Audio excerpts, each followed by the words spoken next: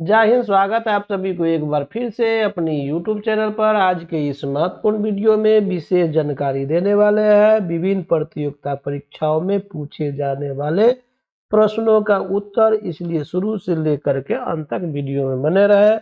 जो भी परीक्षा में आने वाले संभावित प्रश्न है वो मुख्य रूप से ये है कि जैसे कि UGC net, BPSC, UPSC, Bihar SSC, railway, जो भी है सभी प्रतियोगिता में पूछे जाने वाले संभावित प्रश्न का उत्तर है। चलिए, यदि आप लोग जो है 1 से लेकर के 89 तक का प्रश्न का उत्तर नहीं देख पाया है तो हम चैनल पर जाकर देख सकते हैं। चलिए, सवाल नंबर जो है 90 का है कि सवाल 90 में है, अत्यधिक बलन के परिणाम स्वरूप होता है। अत्यधिक बलन के परिणाम स्वरूप होता है, क्या होता है? तो विलोन भ्रंश होता है, कि भूसनत होता है, कि नैपे निर्माण होता है, कि विखंडित ब्लॉक होता है। ये 4 ऑप्शन है। 4 ऑप्शन में से कौन सा ऑप्शन सही होगा? तो ऑप्शन नंबर आपका सी सही होगा। ठीक है, क्या है? अत्यधिक बलन के परिणाम स्वरूप होता है। क्या स्वरूप होता है? नैपे निर्माण होता है। अत्यधिक बलन के परिणाम स्वरूप नैपे निर्माण होता है। अधिक बलन के परिणाम स्वरूप नैपे का निर्माण होता है। ठीक है, किसका होता है? नैपे का निर्माण होता है। अत्यधिक बलन के परिणाम स्वरूप नैपे का निर्माण होता है। ठीक है, नैपे निर्माण होता है। चलिए, अब 91 का वर्ग डिसकंटिन्यूटी। गुटेनबर्ग डिसकंटिन्यूटी निम्नलिखित में से किसके मध्य पाया जाता है? गुटेनबर्ग डिसकंटिन्यूटी निम्नलिखित में से किसके मध्य पाया जाता है? तो ऑप्शन नंबर ए है ऊपरी क्रोड तथा निचला क्रोड। ऑप्शन नंबर बी है मेटल तथा क्रोड। ऑप्शन नंबर सी है प्रॉपर्टी और मेटल। और ऑप्शन नंबर डी है ऊपरी मेटल तथा निचला मेटल। जल्दी से बताइए कौन सा जो है सही ऑप्शन होगा? गुटेनबर्ग डिसकंटिन्यूटी निम्नलिखित में से किसके मध्य पाया जाता है? यानी गुटेनबर्ग डिसकंटिन्यूटी, ये 4 ऑप्शन है, ये 4 ऑप्शन में से किसके मध्य पाया जाता है? तो आप लोग सही सवाल का उत्तर दीजिए। सही आंसर, सही सवाल का सही आंसर, सही सवाल का सही आंसर हो जाएगा आपका। देखिए, गुटेनबर्ग और डिसकंटिन्यूटी जो है ऊपरी क्रोड तथा निचला क्रोड में नहीं पाया जाता। ठीक है, किस में पाया जाता है? मेंटल तथा क्रोड में पाया जाता है। किस में? मेंटल तथा क्रोड में पाया जाता है। इसलिए देखिए, गुटेनबर्ग डिसकंटिन्यूटी जो है मेटल तथा क्रोड के बीच पाया जाता है। ठीक है, मध्य पाया जाता है। तो आपका ऑप्शन नंबर हो गया आपका बी। ठीक है, अब चलते हैं सवाल नंबर 92 में। अब 92 में दिया हुआ है कि समुद्र अधस्थल विस्तार की संकल्पना का प्रतिपादन किसने किया? समुद्र अधस्थल विस्तार की संकल्पना का प्रतिपादन किसने किया? समुद्र अधस्थल विस्तार की संकल्पना का प्रतिपादन किसने किया था? Option number A W J Morgan. Option number B T J Wilson. Option number C Le Pichon. Option number D Harry Hess. तो आप लोग बताइए कि कौन सा ऑप्शन सही होगा? तो ऑप्शन नंबर हमारा डी हो जाएगा, हैरी हैस। ठीक है, हैरी हैस में क्या है कि देखिए, अधस्थल विस्तार की संकल्पना का प्रतिपादन किया था हैरी हैस। हैरी हैस ने समुद्र अधस्थल विस्तार की संकल्पना का प्रतिपादन किया था। हैरी हैस ने समुद्र अधस्थल विस्तार की संकल्पना का प्रतिपादन किया था। ठीक है, इस तरह से आप लोग याद कर सकते हैं। या समुद्र अधस्थल विस्तार की संकल्पना के प्रतिपादन किसने किया था? तो हैरी हेस ने, जो कि जून 2015 में यूजीसी नेट थर्ड पेपर जून 2015 में पूछा हुआ प्रश्न है। अब चलते हैं 93 का। अब क्या है कि निम्नलिखित में से कौन सा लेखक भू अभिनति की अवधारणा से संबंधित है? निम्नलिखित में से कौन सा लेखक भू अभिनति की अवधारणा से संबंधित है। कौन सा लेखक है जो भू अभिनति की अवधारणा से संबंधित है? पेंक और Davis, option number A. B में है कि वुलरिज और मोर्गन, ठीक है। उसके बाद क्या है कि ऑप्शन नंबर सी हॉल और डाना। ऑप्शन नंबर क्या है? उलरिज और लैपिचो। तो मेरे अनुसार से तो होना चाहिए सी ऑप्शन, लेकिन 93 का सी ऑप्शन ही सही है। आप लोग समझ गए कि कौन सा ऑप्शन होगा? यदि आप लोग 1 से लेकर के 89 तक का प्रश्नों का उत्तर देख लिए होते तो आपको ये ऑप्शन आसान से आ जाएगा, क्योंकि ये ऑप्शन कहीं न कहीं 89 के बीच में आ चुका है। इसमें लिखा हुआ कि निम्नलिखित में से कौन सा लेखक भू अभिनीति की अवधारणा से संबंधित है? तो भैया लेखक भू अभिनीति की अवधारणा से जो है हॉल एवं डाना ही संबंधित है। कौन? हॉल एवं डाना। हॉल एवं डाना भू अभिनति की अवधारणा से संबंधित है। समझ गए? अब चलते हैं option number C. Option number C answer हो गया। अब चलते हैं, हमारा जो है सवाल नंबर आता है, सवाल नंबर हो गया हमारा 94। अब क्या है? सूची 1 को सूची 2 से सुमेलित करें और नीचे दिए गए कूटों से सही उत्तर का चयन कीजिए, ठीक है। देखिए, अब यहाँ सूची 1 में क्या है? लेखक, और सूची 2 में है किताब।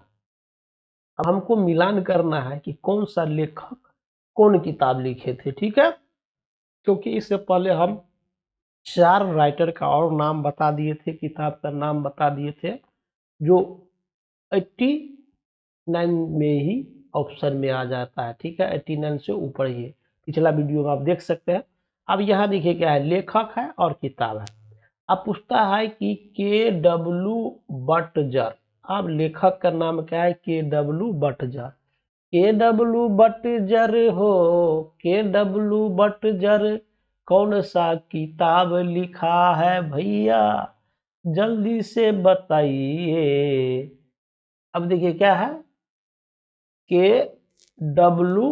बटजर प्रोसेस इन जियोमॉर्फोलॉजी है कि जियोमॉर्फोलॉजी एंड टाइम है कि जियोमॉर्फोलॉजी फ्रॉम द अर्थ है कि द जियोमॉर्फोलॉजी साइकिल है।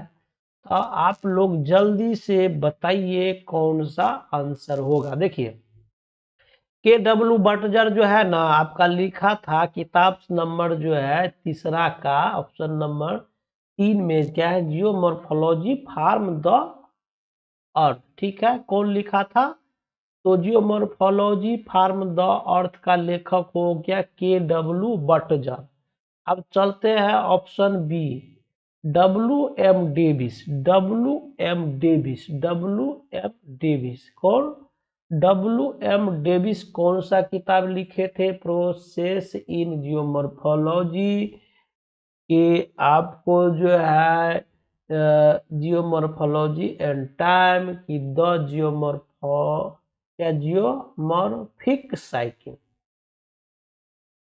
डब्ल्यू.एम. डेविस जो है इस 4 किताब में से ऐसा एक किताब है जो डब्ल्यू.एम. डेविस लिखा। तो कौन सा लिखा था? The geomorphic cycle, the geomorphic cycle. W M. Davis Davis कौन सी किताब लिखी थी? द जियोमॉर्फिक साइकिल, ठीक है। अब चलते हैं सी इम्ब्लेटन। सी इम्ब्लेटन कौन सी किताब लिखी थी? तो प्रोसेस इन जियोमॉर्फोलॉजी, इसका हो जाएगा 1, ठीक है। सी इम्ब्लेटन, सी इम्ब्लेटन एक लेखक है जो किताब लिखे थे प्रोसेस इन जियोमॉर्फोलॉजी।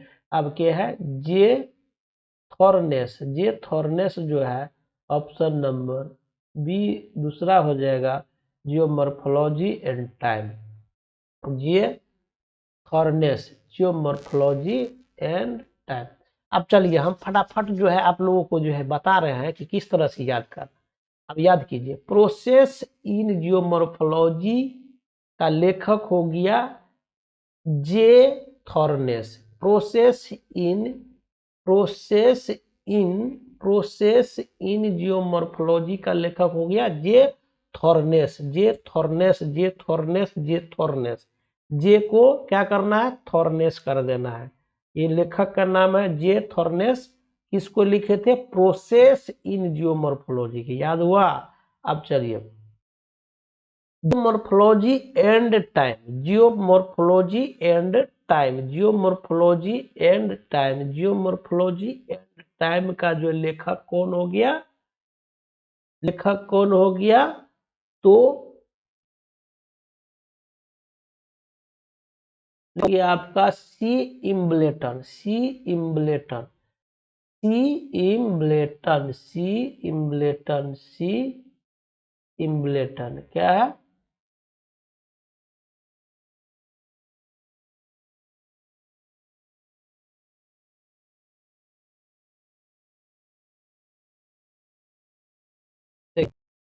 अब चीज बता रहा।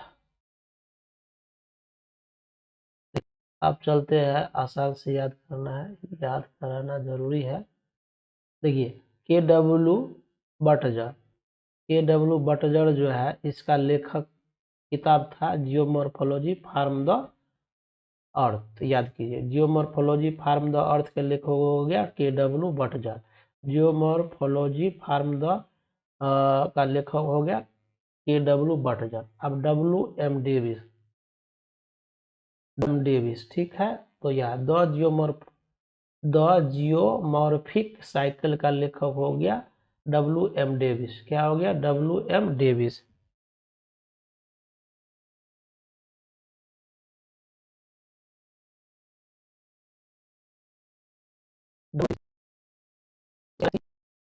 सी इम्बलेटन, सी इम्बलेटन, सी इम्बलेटन का लेखक हो गया प्रोसेस इन जियोमॉर्फोलॉजी।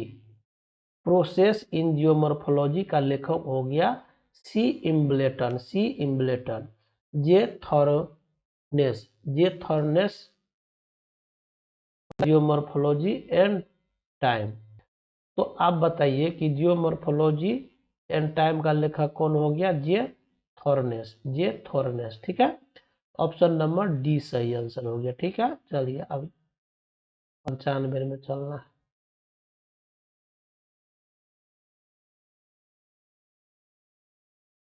किसे अंतर पर्वतीय पठार कहा जाता है, किसे अंतर पर्वतीय पठार कहा जाता है। पहला ऑप्शन हो गया ब्राजीलिए, दूसरा हो गया भारतीय, तीसरा हो गया तिब्बतीय और चौथा हो गया अरेबियाई। तो आप बताइए कि किसे अंतर पर्वतीय पठार कहा जाता है। चार ऑप्शन में से जल्दी से फटाफट फटाफट फटाफट बताइए कौन सा आंसर सही होगा।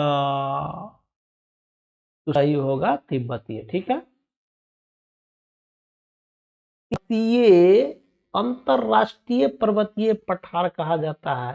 अंतरराष्ट्रीय, देखिए, अंतरराष्ट्रीय अंतर पर्वतीय पठार को तिब्बतीय पठार कहा जाता है।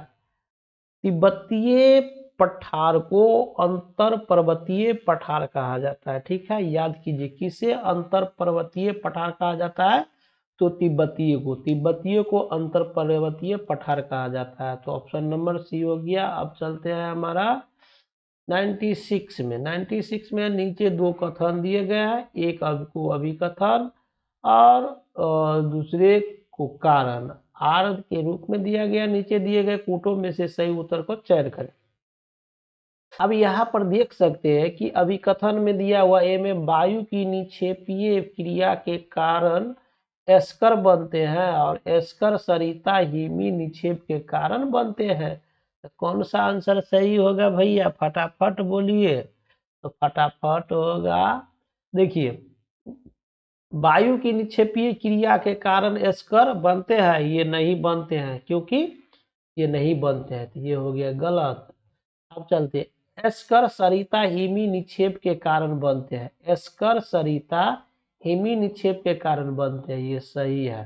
अब हमको चुनना ए और आर दोनों सही है गलत है, ए और आर दोनों सही गलत है गलत है, ए सही है लेकिन आर गलत है, ए गलत है और आर सही है। ठीक है, तो ऑप्शन नंबर हमारा आ गया डी। ठीक है, तो ऑप्शन नंबर हमारा हो गया 96 का डी। अब चलिए अब क्या निम्नलिखित शैल विशेषताओं पर विचार करें। ये परतदार होती है, इनमें से जीवाश्म होते हैं, ये वाहित शैल होते हैं, ये जल निकायों में बनती है।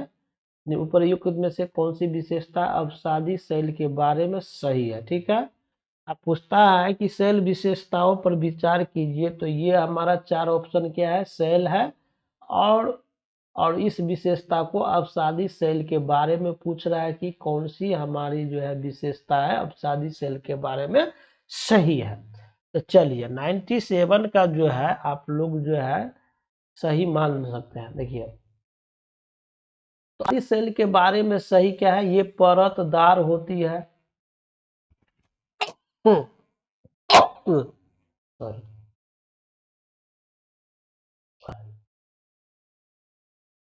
परतदार होती है, सही है।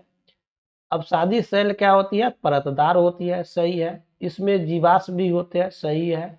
ये वाहित शैल होते हैं, ये भी सही है। और ये जल निकायों में बनती है, ये भी सही है। तो हमारा option option option option D सही हो जाए। तो कहता है कौन सी विशेषता अवसादी शैल के बारे में सही है, तो ये परतदार होती है, जीवाश्म होती है, वहित शैल होती है और जल निकायों से बनती है, यही तो इसकी विशेषताएं है। ठीक है, अब चलते हैं सवाल नंबर 98 में। सूची 1 को सूची 2 से सुमेलित करें और नीचे दिए गए कोटों से सही उत्तर का चयन कीजिए। सूची 1 में है निक्षेपण का स्थाप, निक्षेप का स्थाप, और सूची 2 में है निक्षेप का नाम। निक्षेपण का स्थान है और निक्षेप का नाम है, कौन सा नाम है जो किस स्थान पर रहते हैं। ठीक है, इसको सही सही आंसर जो है आप लोग कमेंट्स में जरूर करेंगे।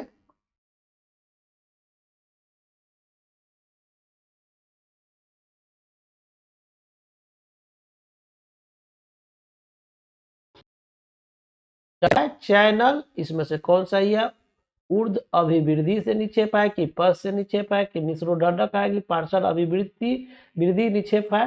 चैनल मार्जिन इसमें से कौन है, ओवरबैक फ्लड प्लेन कौन है, बेली मार्जिन कौन है। इसमें से जो है निक्षेपण का नाम और किस स्थान पर है। ठीक है, जो जल्दी से आप लोग जो है नहीं बता पाए तो चलिए मैं बताना शुरू कर देता हूँ। तो देखिए है पक्ष निक्षेप का नाम, देखिए पक्ष निक्षेप का नाम है, निक्षेप का नाम क्या है, पक्ष निक्षेप। ठीक है, और उसका स्थान का है चैनल में है। ठीक है, पक्ष निक्षेप का स्थान का है चैनल में। उसके बाद चलते हैं हमारा जो है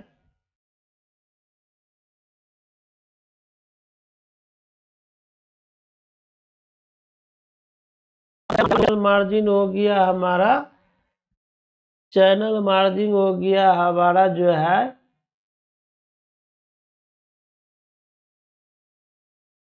अभिवृद्धि निक्षेप। पार्श्व अभिवृद्धि निक्षेप जो है चैनल मार्जिन स्थान पर है। ठीक है, over back flood plain, over back flood plain, तो ओवर बैक फ्लड प्लेन जो हो गया क्या है, ऊर्ध्व अभिवृद्धि निक्षेप है। क्या है, ऊर्ध्व अभिवृद्धि निक्षेप है। अब बेली मार्जिन हो गया मिश्रोढक, मिश्रोढक। ठीक है, तो ऑप्शन नंबर हमारा सी आंसर हो गया। ठीक है,